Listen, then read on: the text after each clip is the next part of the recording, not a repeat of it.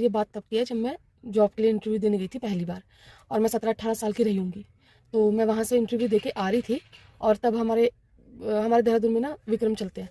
विक्रम में 3 लोग इस साइड 3 लोग इस साइड एक दूसरे के आमने सामने बैठते हैं। तो ऐसे ही हम लोग बैठे हुए थे, मेरे बगल में एक लड़का बैठा हुआ था। तो वो ना मुझे अननेसेसरी मतलब पहले टच कर रहा था, वो कोहनी मतलब मेरे इधर पेट में कोहनी लगा रहा था।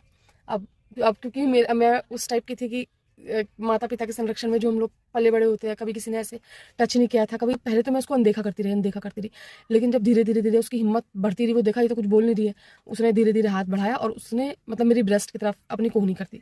और जब उसने ऐसे करा ना, तो मेरे हाथ पैर ना कांपने लग गए बहुत ज़्यादा। बहुत मतलब बोलने की तो स्थिति थी ही नहीं कि मैं उससे कुछ बोल पाती, क्योंकि पहली बार ऐसा कुछ मेरे साथ हो रहा था। वो 10-15 मिनट का रास्ता, मतलब मुझे ऐसा लगा कि ये धरती मतलब फट जाएगी कहीं और मैं इसके अंदर घुस जाऊँ और मुझे कोई देख ना पाए कि मेरे साथ क्या हुआ है।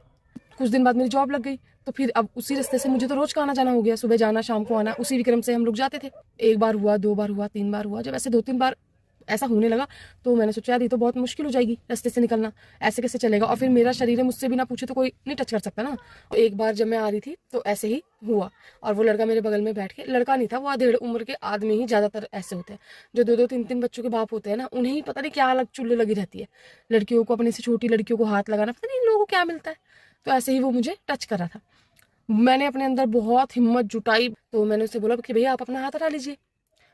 तो उसने हाथ हटा लिया, और थोड़ी देर बाद उसने फिर वैसे ही कर लिया। मैंने उसको फिर बोला कि भैया अपना हाथ हटा लीजिए, तो उसने हटा लिया। जब तीसरी बार उसने हाथ मेरी तरफ लगाया, तो मेरे सामने एक लेडी बैठी हुई थी, वो इतनी तेज उसके ऊपर चिल्ला के पड़ी कि तुम्हें समझ में नहीं आ रहा है बच्ची क्या बोल रही है, हाथ हटाने के लिए, हाथ हटा तुरंत अपना।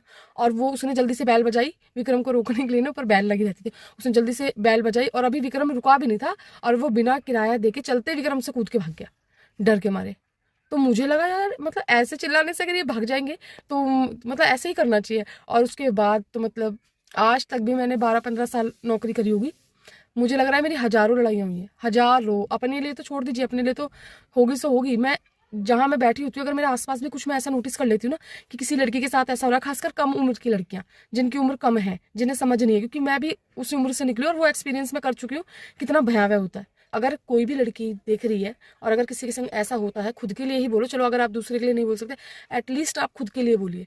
अगर आपके साथ कोई ऐसा कर रहा है, मतलब देखिए मार्केट में ना लोग, अगर आप कहीं जा रही है जहाँ पब्लिक प्लेस है और कोई ऐसे कर रहा है, वहाँ तो लोग तैयार रहते हैं कि कोई इतनी सी बात हो और कोई किसी को कूट दे पकड़ के। अगर आप इतना सा बोलेंगे ना, आप एक बोलेंगी, 1000 सुनने वाले और मारने वाले वहां खड़े हो जाएंगे। अगर वो आज आपके साथ कर रहा है, आप अनदेखा कर दोगे, आगे आपसे ही वो मतलब हौसला पाके पता नहीं कितनों के साथ इस तरीके की गंदी हरकतें करेगा, और हो सकता है इससे ज्यादा भी करने लग जाए।